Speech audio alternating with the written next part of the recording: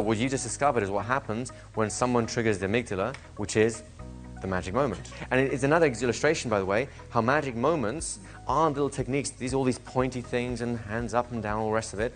They're just one example. That was a perfect situational magic moment. Any questions? Go ahead, let's come on up.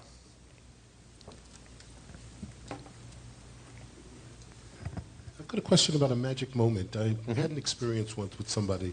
We were having dinner and I had made some food and going out, and they'd said, "Oh, give me the chopsticks to go with the food." And I went back in the kitchen and I grabbed a pair of cooking chopsticks that were like 3 times the size. Okay. You know, like that big, Yeah. as opposed to the little ones. You know, and I kind of came back out as a joke. I had them in my back pocket and said, "Oh, you want chopsticks? Oh, here."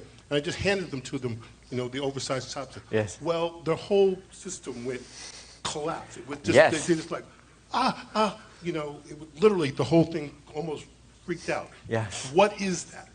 That was a classic magic moment. Think about what happened. Let's look in terms of what are the constituents of a magic moment and what it does to the brain, right?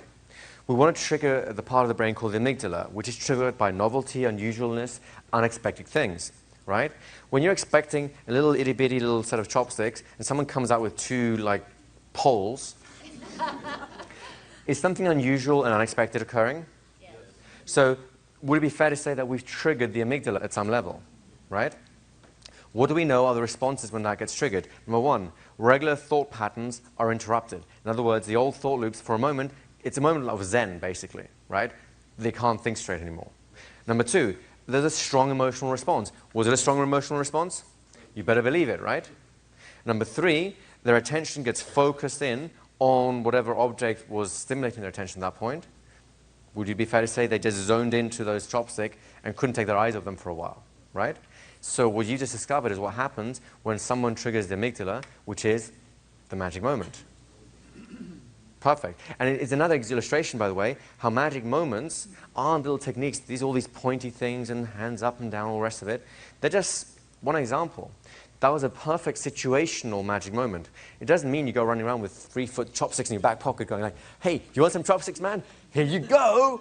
Whoa, now you're in trance. Oh, yeah." Right? It doesn't work that way because it fit that context.